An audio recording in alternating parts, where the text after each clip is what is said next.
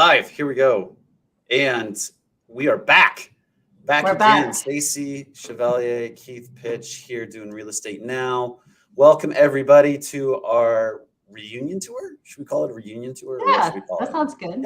Yeah, here we go. The band's back together. Hey, dude, let's get the band back together. Here we go. So yeah, we are back and we're going to jump right into it because there's lots of things going on out there in the beautiful world of real estate. One is one's always rates. We're not going to talk about rates right now, but the other one's inventory. And man, Stacy, I'm feeling it as a loan originator with my real estate agents in the Seattle market and the Coeur d'Alene market and the Spokane market. Like if it's priced right, that inventory is flying off the shelf. So I was really excited to see. I didn't grab the snippet this morning, but it was on Case Shiller said that the lowering prices is pretty much coming to an end this summer. So I'm super excited to get those headlines out. But we got a really good show today. We've got a show that we're going to talk about something that is impacting the mortgage market specifically, and it's the debt ceiling. It's the debt ceiling. But are we also going to talk more about appreciation? We are. We're going to talk about the debt ceiling and what the debt ceiling is doing on rates, and then what it looks like to actually buy a house. Because, Stacy, how long have you been in your house? Oh gosh, not very long. 3 years. Right, 3 years. Not very long. I love how you said that. Not very long. 3 years. Right. What we're finding right now is people are playing the short game and saying, "Oh my gosh, rates are high.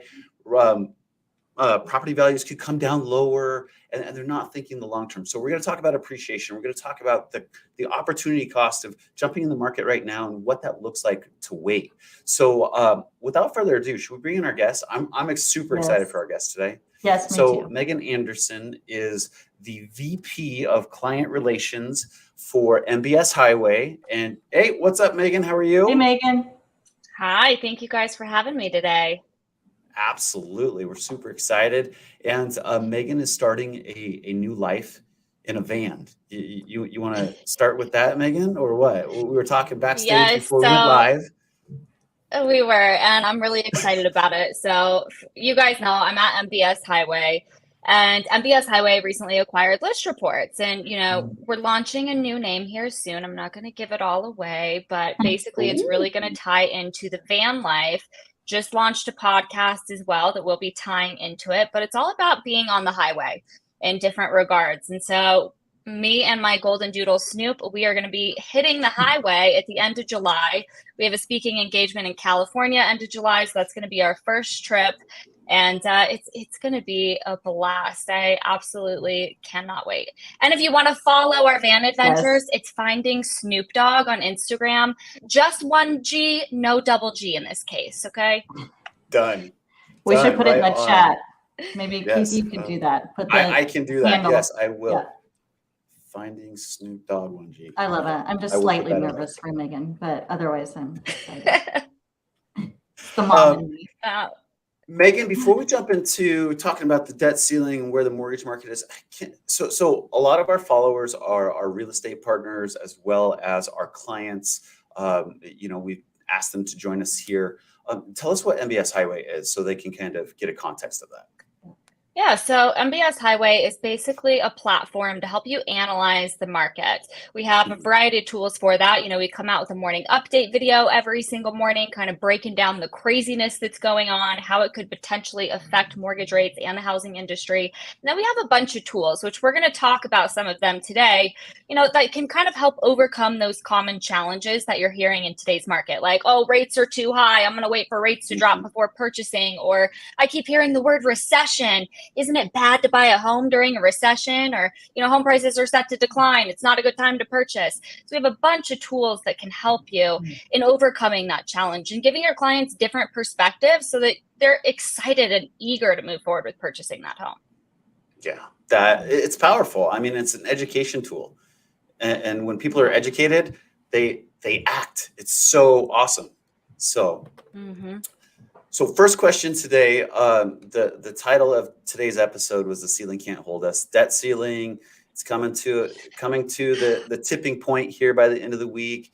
So ramping up for the last 2 weeks. We have not had a very good run of it as far as the mortgage-backed security market is concerned. Tell us what's going on today, and tell us what we can expect if we find resolution this week. Yeah, so, we did hear over the weekend that they have come to somewhat of an agreement. Now, this isn't set in stone, right? It still needs to be passed by the House and Senate.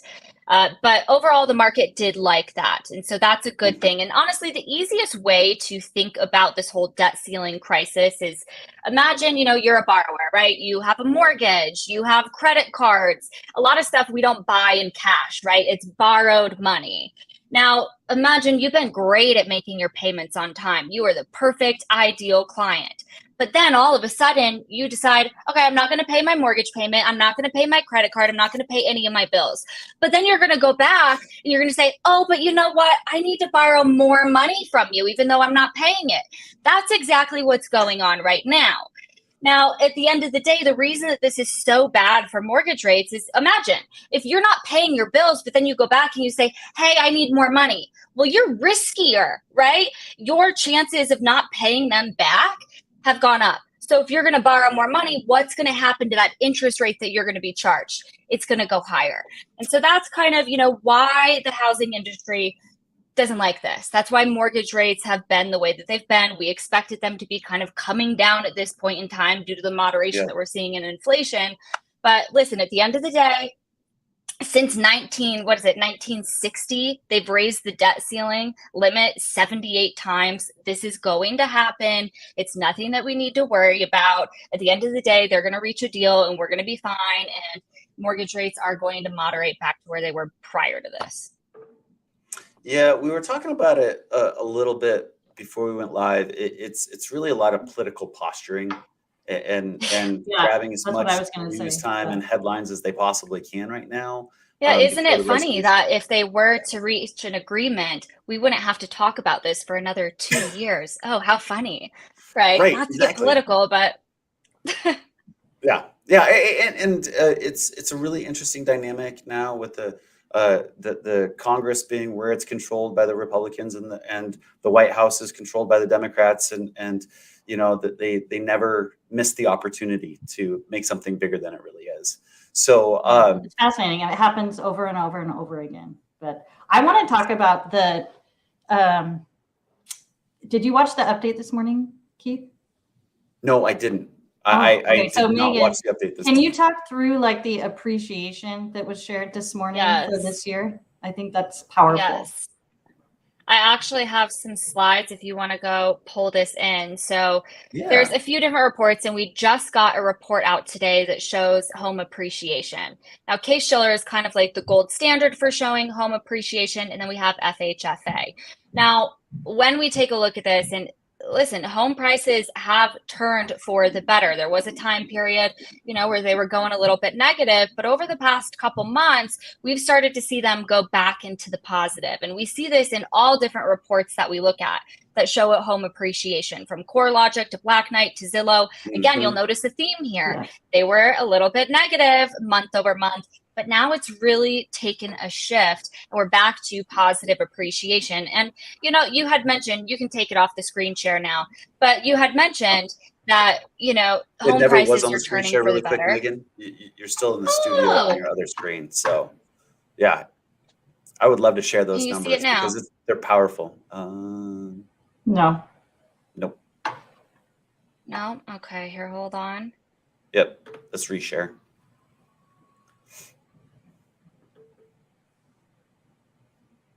All right. We practiced this before the show. It was queued up and ready to go. I promise. Pinky swear. There it is. There you're in the stream. You saw? Okay. Dang it. Came in, came out. Came in, came out. Okay, hold on. Now it wants me to change my settings, which we did already. So let's just try this. You know what it is? We didn't try and share PowerPoint. Oh, no. I don't know if we can share PowerPoint unless it's on a screen. You can put it on a screen. Well, you know what? We'll do it.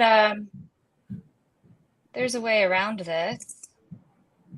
I love ways around it. Simply go, we can go to MBS Highway. Let me open a new one because I don't want to lose our our other Okay. feature that we will be going to here. But again, this is part of the morning update video. So we break this kind of stuff for you down every single day, and we'll just have to share it this way. So bear with me. Oh, you're I'm gonna have to syncing find the the slide. video. Nice. I love it. Yeah. So we break this down for you guys. Here we go. So as I mentioned, there's different reports that we look at showing home appreciation. Case-Shiller is kind of like the gold standard report, and we got FHFA in today as well. And they were kind of negative in January, but the past couple months they have started to turn positive. And this happens in every report that we look at. Let's go to the second slide that we shared today, because there's multiple reports that we look at here. Oh. Here we go. So there's other reports that we look at, from CoreLogic to Black Knight to Zillow. And you'll notice, again, back in January, things were negative, but come February and March, it's really started to take a turn. And, I love how you guys have mentioned that right now, inventory is tight. You just mentioned in your area that you're seeing multiple offers on these homes. And listen, I know that mortgage rates haven't declined as of yet, but they're going to decline. And they're going to decline. And at the end of the day, once we enter that recession and we start to see inflation moderate, we're going to see mortgage rates start to trend lower even more. And what that's going to do is that's going to get all these people that have been sitting on the sidelines waiting for rates to come back down now entering the market. And that's going to push those home prices even higher. So you do not want to wait to purchase this home. Yeah, that's a really important note there. One of my friends I follow, Dion, he's a big time investor, and he was like, he was asked the question on his show. He goes, when are rates going to come back down? And he goes, rates will come back down when all the buyers will also bring all the buyers back to the market. So prices, there we go. So what were we going to say? Yeah, and they also said, they said that this year they expect a 5 to 6% appreciation in 2023. So there's just no reason to wait. It doesn't make sense. So I want to put you on the spot really quick, Megan, because I was reading last night an article on Yahoo Finance. I can't find it. It's on my phone. But the headline read, San Francisco is seeing median household price fall by $220,000. Goodness gracious. So I want to ask your opinion on that, because those of us in the industry have a very interesting retort to that. What is your take on that kind of? This is my biggest pet peeve. This is my biggest pet peeve, as you guys probably know, because it's probably yours as well. Listen, one, we have to remind ourselves that the media, they get paid based off of eyeballs, right? So they're going to make as negative headlines as they can, because that's going to get more people to see that. And what they're not going to tell you in this article is that the median home price represents the middle of homes sold within that given time period. Now, we know that inventory is tight, right? And it's especially tight on the lower end of the spectrum in a lot of places. And so that's just not a good representation. That doesn't show you appreciation. Again, that's the middle of homes sold within a given time period. Yeah, it doesn't represent it. That multi-million-dollar market has really slowed down, or a lot of those have just come off the market, so they're not transacting. So it then also pushes that number even lower. So appreciation is a much better gauge. So yes, there you go. Speaking of appreciation, do we have we have a great analytical tool through MBS Highway, the cost of waiting tool. Is it queued up and ready to share here, Megan? We'll throw that in there. It is queued up. Yeah, there we go. So for those of you that do have MBS Highway, you can find it under the Loan Advisor tab here. It's kind of a two-part tool. There's the loan comparison and there's the cost of waiting piece. So the loan comparison piece, if you have multiple clients asking, what if I go with this option or a 2-1 buy down or whatever the case may be, you can create those. But then, let's say that you get the client that says, okay, I'm thinking about going with the 30-year fix. I know rates are at 6.5% right now, but, I think rates are going to drop, and I think that I should wait for that that to happen to move forward with purchasing that home? Well, we just got done talking about the fact that inventory is tight. What happens when inventory is tight, yet you have demand out there? Well, again, it's going to cause that home to appreciate. So the longer that they wait, the more that home is going to appreciate, meaning the longer that they wait, the higher the loan amount's going to be, the higher the down payment's going to be. Now, let's say that, the client's right and mortgage rates do come down. Now, listen, we don't have a crystal ball, but, let's say that they do come down, and you can actually get in here and change this to whatever scenario that client has in mind. Maybe they think rates are going to come down 2 percentage points in the next year. Whatever the case may be, you can get in here and edit this, but then we break it down for the client. And it's true. Listen, if rates were to come down into the future, it would make that overall payment less, right? If they were to wait 6 months, it'd make it about $380 cheaper. Waiting a year, $285 cheaper. But here's the thing, is that we need to think about the fact that by not purchasing today, they're missing out on appreciation, and they're also missing out on amortization. And we can break this down for the client and share with them, okay, well, if you're going to wait, it's going to actually end up costing you, if you wait 6 months, over $24,000. If you're going to wait a year, $46,000. And here's the tactic as well. At the end of the day, you can ultimately get 2 loans in one by utilizing this. Listen, Mr. and Mrs. Client, I think the opportunity to move forward and purchase that home exists today because, you're not wrong. 100% of the time that we have entered a recession, we've seen mortgage rates decline. So, that logically makes sense. But what's going to happen when mortgage rates decline? Again, you're going to have a herd of buyers coming into an already tight inventory environment, and it's going to push that home price even higher. What we want to do is we want to get in now while we have more room for negotiation. And then listen, if rates do come back down into the future, we can likely refinance you to get that lower rate. And you can already get your second loan by doing this. So maybe it's going to cost $3,000 to refinance them later. Great. Okay. Take that off of the $24,000 and it's still going to cost them over $20,000 if they wait on purchasing that home. Now's the opportunity. You don't want to get in when there's a herd of buyers already coming into a tight inventory environment. The opportunity exists now, and you can share this piece with your clients in a variety of ways. It is, such a great piece to go ahead and utilize. Yeah, this is great for our agent partners too. All the real estate agents that are watching this, we can post this up for a listing too. It's a great motivation piece. If they see this on the counter, say, oh, wow, hey, if I bought this today, I could be coming out ahead. That's awesome. Yeah. Keith, do you know days on market currently for our market? Seattle? Seattle came down to like 13 or 14. Over here in Coeur d'Alene is about 45, 47. But I'll tell you this, that the houses that are priced right, have good pictures where people love them and they favorite them, and then they actually show up to their open houses. Those houses are not sitting longer than 4 or 5 days because specifically in the Seattle market again now has offer review dates again. I'm getting ready to get a pre-approval letter out for 3:00 this afternoon. So we're back to that type of environment on new inventory coming in.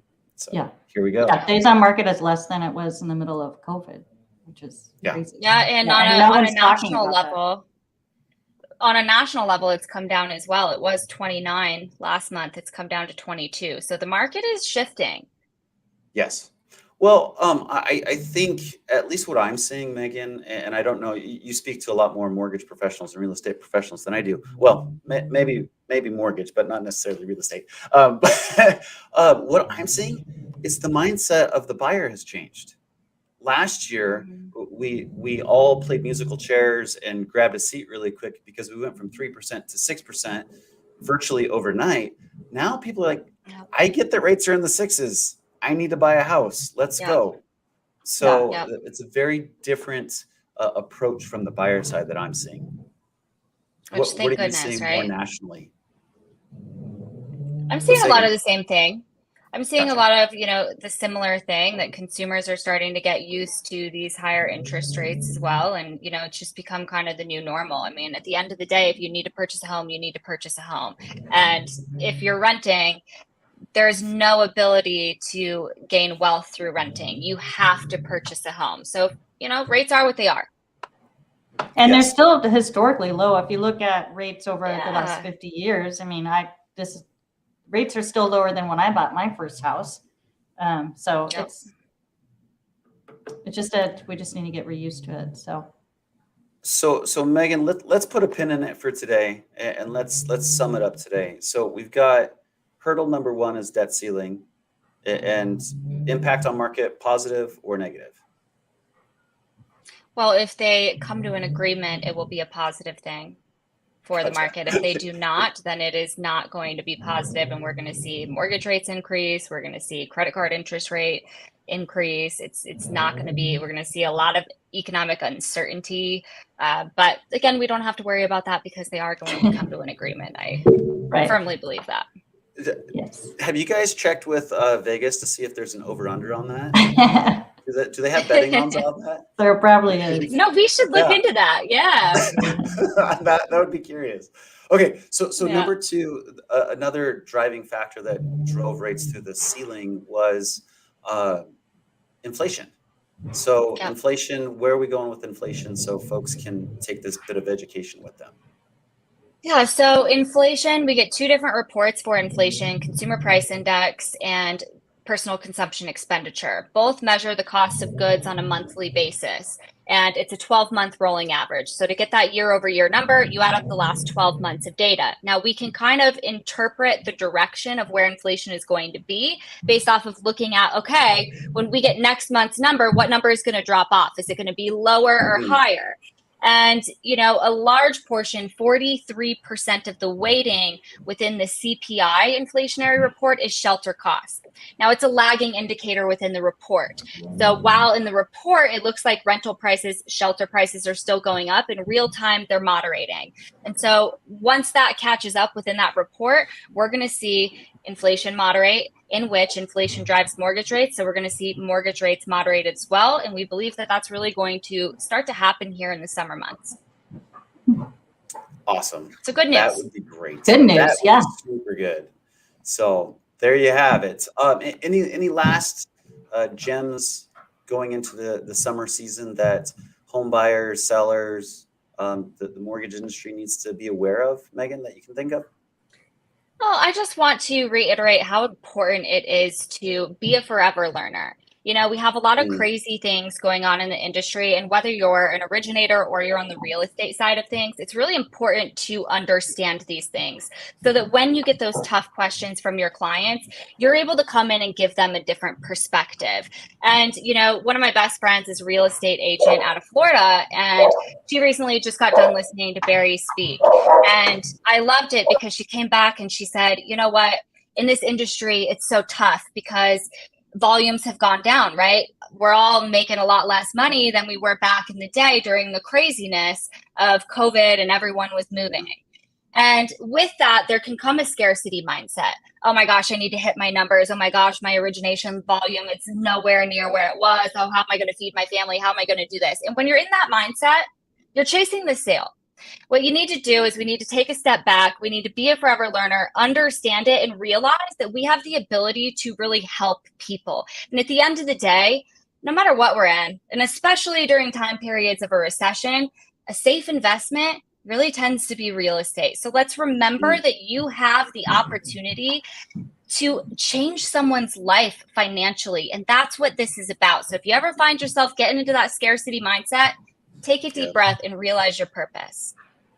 Oh, I just love that, Megan. We are all about abundance here at Revolution and Team Stacy Bells. We talk about that a lot, and it makes a massive difference. It really does. So yeah, I love that was your advice. Everyone should learn about scarcity versus abundance and how to lead and work through it.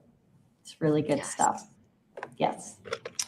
So that's awesome. I have a follow-up question. It's finding Snoop, 2 O's, 1 G. Finding Snoop Dogg, 1 G. Finding Snoop Dogg.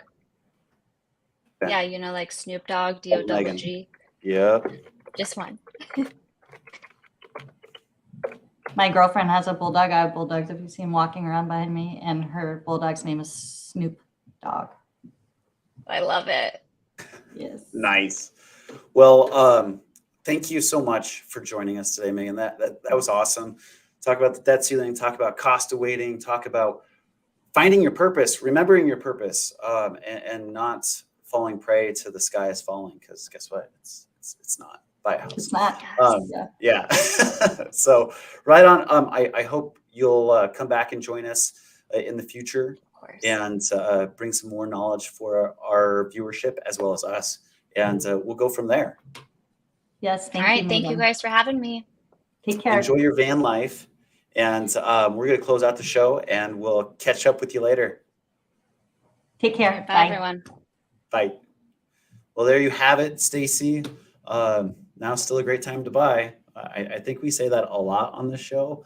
I mean, it's but always a good time to buy, true. right? What is the saying? Like, Yes. when's the best time to buy? Yesterday. 10 years ago. So, Yeah, exactly. yes. So Yes. here we go. Well, Real Estate Now is back and better than ever, and the reunion tour is just kicking off. So keep a watch on your social feeds for our next show, and we'll be back at it again. In the We meantime, will. Stacy, take So care. excited. Yep. Summer is here. See ya.